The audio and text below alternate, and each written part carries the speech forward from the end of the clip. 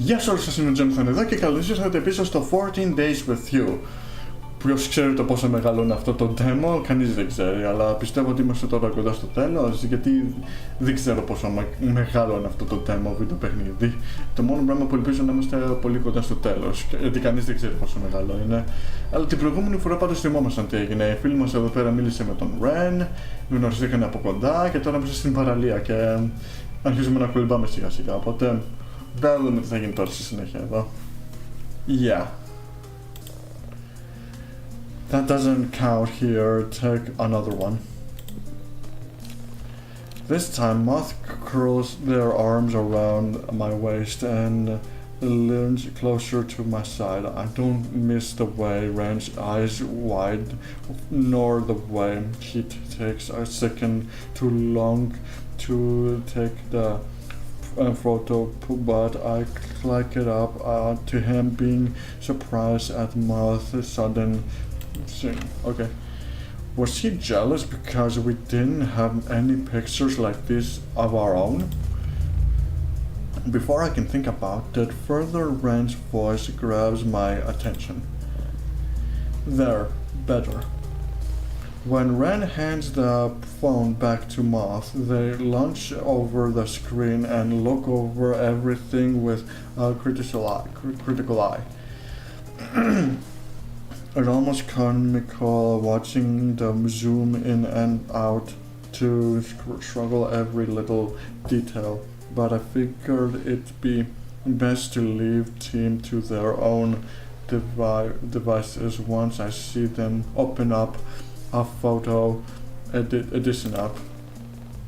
No doubt to cover our faces with IOG stickers before they share it if their family group chat to boast.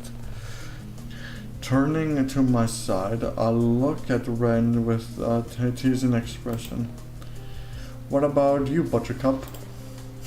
Buttercup? Ναι, τον είπα Buttercup στο προηγούμενο βίντεο, σωστά. Don't you want a photo to commemorate this moment as well? Without waiting for a response, I playfully pull Ren's phone from his pocket and aim it at my hair comparison.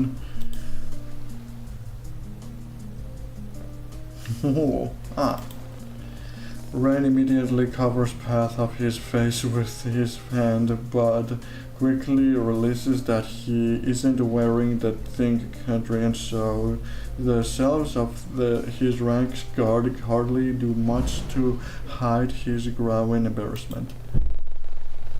He seems almost camera shy with the way he turns away from me with a soft blush on his cheek, though he doesn't complain when I started to take a few pictures of my own.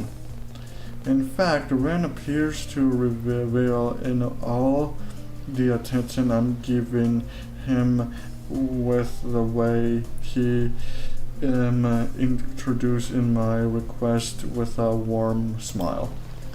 Feeling a sudden surge of confidence, I reached out my hand, especially and gestured for Ren to place his cheeks against it. He wasted no time in leaning down, pressing his face against my hand and nuzzling into my thoughts. Ren almost looks like a cute puppy like this, and I find myself taking a few more pictures to savor the tender moment. Though immediately the eyes contract, he's giving me camera feels a bit intimate, but I brush it inside for sake of my rabid heartbeat. If I send this to you, will you make it your lock screen? Ren, can you come here for a second? I need you to compare hairstyles with this statue. My brother thinks Haruko's hair isn't fluffy enough, but I still feel my laughter at Ren's confused look as Moth continues to rant while they tug him towards the Haruko statue. I looked away the moment they asked him to start posing, and it's then that I realized I still have his phone in my hands. But just I moved to return it to its rightful owner, the screen immediately lights up and starts to vibrate. Perhaps it's a muscle memory kicking in front all of the time my own phone would go off, but I found myself unconsciously lifting it up to look at the screen before realizing what I had just done. That was you, right? That was your offering. It accepted yesterday. Why? How? She's not even the real... Shit! What exactly are you doing right now, Angel? Soon be reading though. Someone else's private notifications like this, and yet I couldn't help but feel weirded out. Ask Ren to leave us. If I feel fine, hang out with Ren a little longer. Ναι, θα περάσω λίγο με τον Ren καλύτερα. What was I thinking? Reading private messages like this, Ren didn't deserve to have his private discovered like this. With a resultant knob, I'm making my way towards the group and call for Ren's attention. Angel, sorry, did you want to take more photos as well? Here, I'll move out of the way. Actually, I was thinking about heading to the manga store to check out some of the new merch. Do you want to join us? Oh, and here's your phone. That sounds like a good idea. Here, I'll go get our bags while you finish taking your photos. Let me know when you're ready to go. Almost like a puppy, Ren bounds off towards our belongings and starts to pack them up with a brisk smile on his face. Man, he's really is just like Haruko. Gah, I want him to turn into a sticky hand just so I can reportedly throw him against a wall over and over again. Your levels of cuteness urgency genuinely terrify me sometimes. Okay. Και φορέσαμε πίσω τα ρούχα. The moment we reach the main streets, I immediately pick up on the lack of nose. Aside from a loop cop car, there were hardly any other cars or people on the streets, and most of the stores appear to be closed. Weird was today a public holiday. I doubt it, considering I was lately supported to work today. But before I can dwell on it any longer, I suddenly find myself being thrust forward and onto the road by an unknown force before Ren reaches out a hand to pull me back. Τι έγινε? Once the initial shock wears off and I gather my breath and bearing, I wrap my head around to figure out what or who tried to push me. But it proves difficult when Ren's large frames block my view, so I remove his hand from my shoulder and desire around him. When I do, I come face to face with a dark hooded figure who doesn't even bother to acknowledge our existence. This asshole really tried to push me into oncoming traffic and walks off as if nothing had happened. Wait! Was this the person Violet was talking about? The tall build, the hooded jacket, the only thing that's missing in the crazy around of Bell and their legs. Και ίσως αυτός είναι που λέγανε στις ειδήσεις. Αυτός είναι. So this is my stalker. I might have just pulled down their mask and hoodie to expose their identity, but I didn't want to cause a scene or make matters worse. Red, however, seems to have all other plans. Before I can react, he struggles towards the hoodie, struggles with a nasty scar on his face. The fuck's your problem? Not even going to apologize? When no response comes, Ren reaches for their shoulders to get their attention. All it does is cause them to turn around sadly before they shrugs it off and breaks into springs. Everything happened in a blur, and just the much of black fades from my view. Red pink hair replaces it as it gently grips my arms to ground me. Sorry. Are you alright? Did they hurt you? Concept and Warren could even begin to decide the range of emotions personate. His face ran peers even closer when I don't respond to his inquiries. In that moment, I found myself too struggle to speak. All of my attention goes towards the arms radiate from his sudden closeness and the soft blue eyes peering into mine with so much worry. I can feel Ren's fingers press deeper into my shoulder, not enough to hurt me, but presents enough to uncord me as he pulls me even closer towards his chest. I feel safe being surrounded by his concerned pressures, and it was nice to know that he cared so much for my well-being, so much so that he'd willingly pick a fight with some stranger for a simple apology. But the moment only lasted for so long before I realized that he's trying to get me to respond. Angel, what's wrong?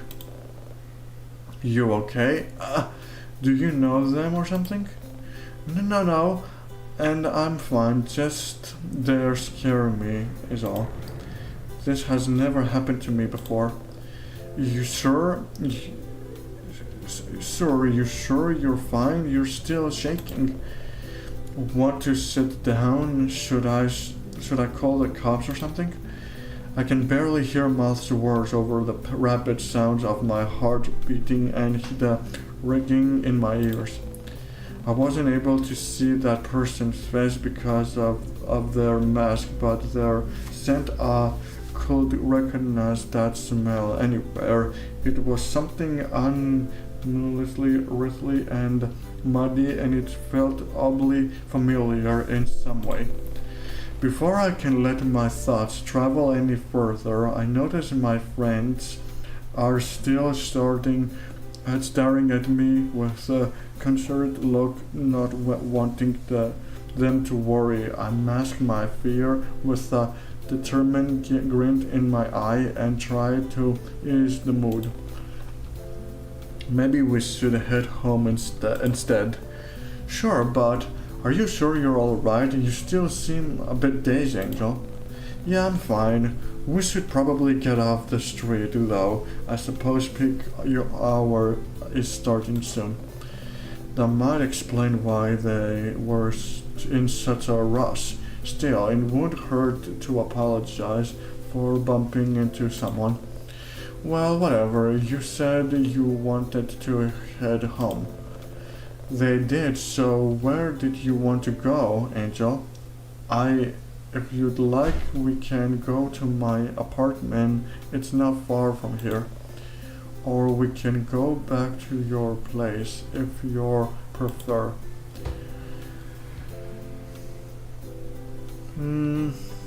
We should go to my place. Να πάμε στο δικό μου μέρος που θα είναι ασφαλής. my apartment might be best. It's not far from here either. I'm probably on the happiness of that asshole being my stalker. I'm sure they wouldn't have the guts to try anything while I still had company over.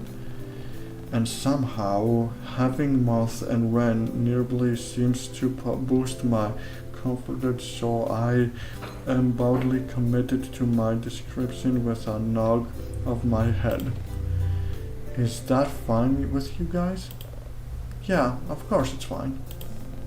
Moth still seems a bit perturbed by seeing the person who bumped into me, but they still nod their head at my question. Alright then, let's go.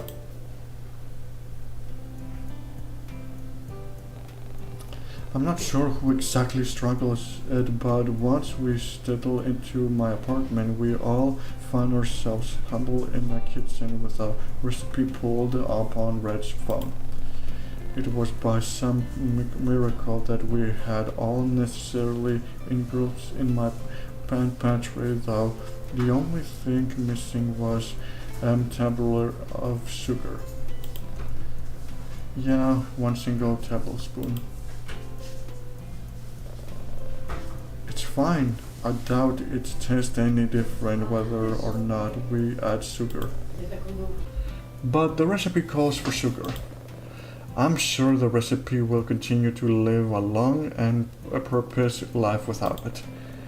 Didn't you read the chef family story? The sugar it is mandatory. I honestly skipped over it. Ren gently looks heartbroken at the prospect of a moth skipped past along with the story about how the recipe had been passed down from the generation to generation, and I had admitted the side was kind of funny. But the bigger could only go on for so long before it started to become something more serious. It's fine, Ren. Besides, we'd only wasted time going to the store just to buy some. I can get some delivered here, and what if Angel needs sugar for something else later? They'd had to go out of their way to buy it. We're saved more time by doing it now. But we still have to wait, and just a tablespoon. It's not just a... Alright, look, we shouldn't be arguing over this. Once I speak up, the two of them immediately pipe down. I catch a glimpse of Moth rolling their eyes at Ren's reaction, which was to sniff his lip, pick at his jaw, and look down at his feet. Well then, what do you think we should do? Don't make Angel decide. Why not? It's not like you're going to agree with me, right? I still think it's okay, I don't mind. Whether or not that was true, it was too late for me to take it back. What should I do?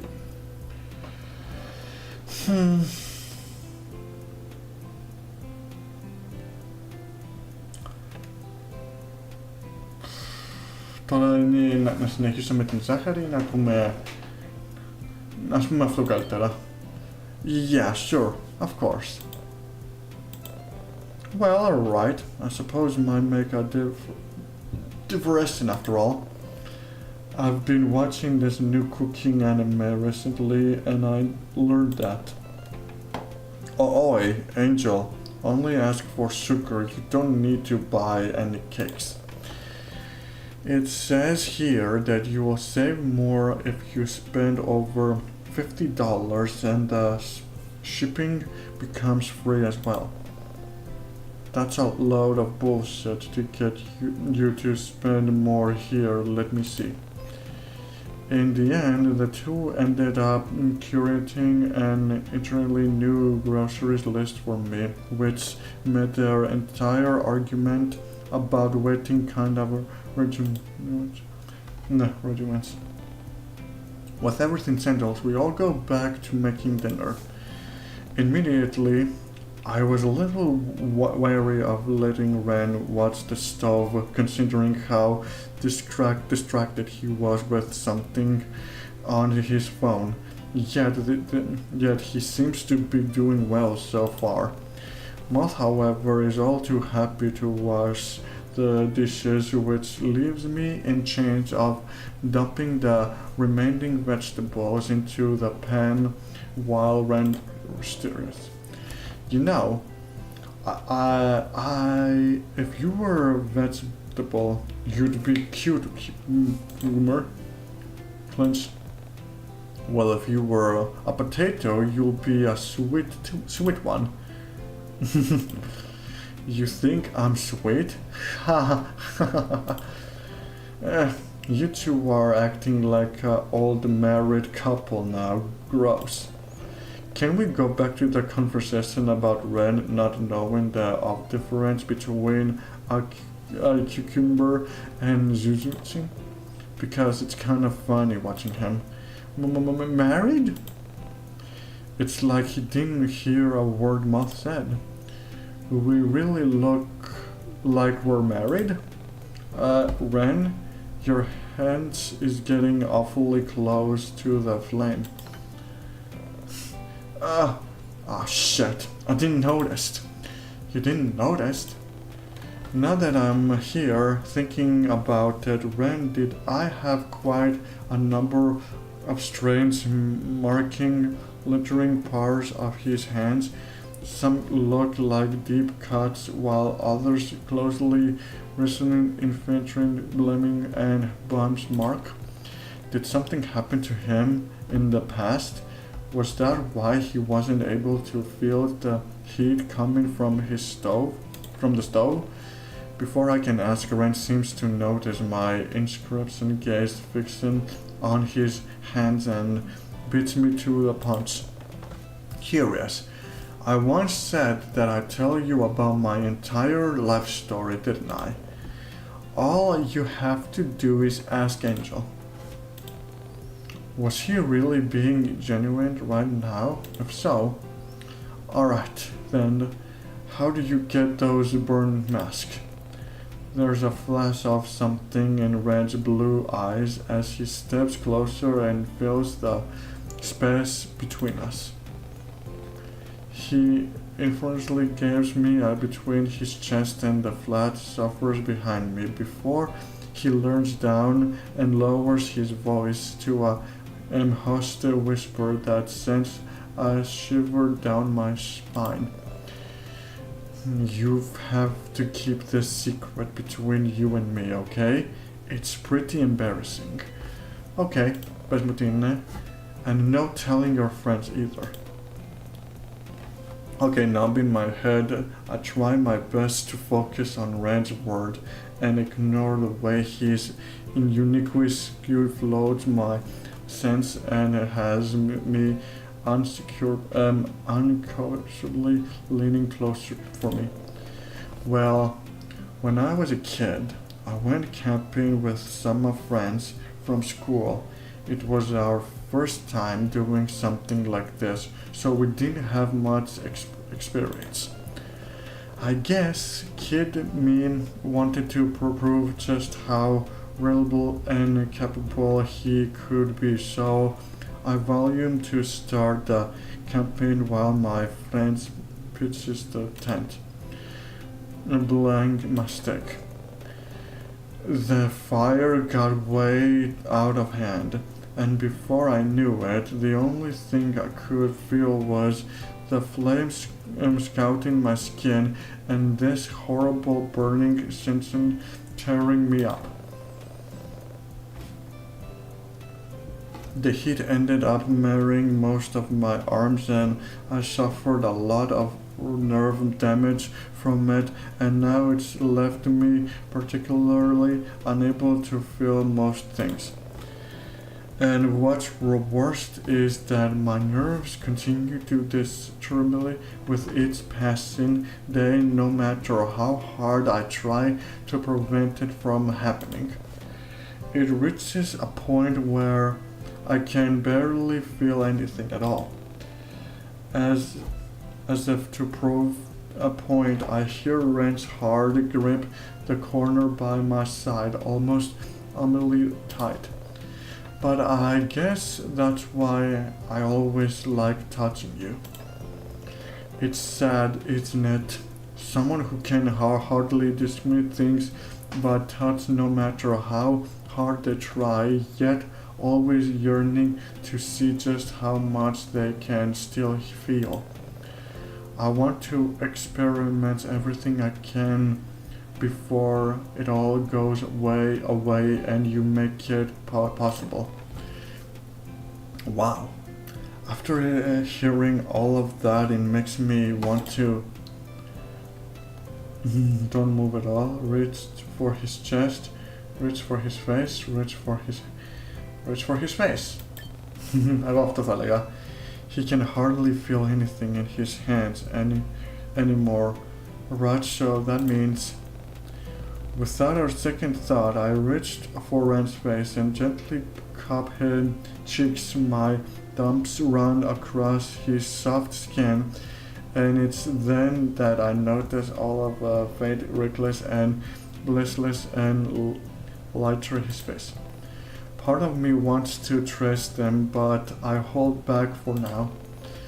It's much better like this, right? This way you can feel everything. His own eyes widen at my words before I feel him nuzzle his face closer into my hands. An almost pitiful smile pulls at his lips.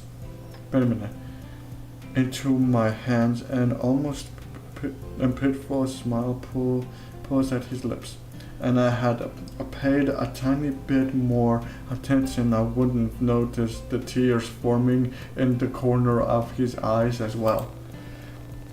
Before I can open my mouth to speak, the soft and intimate moment is overtly indiscreet, leaving my words uncovered and hanging at them between us. Dude, what's out you're cooking?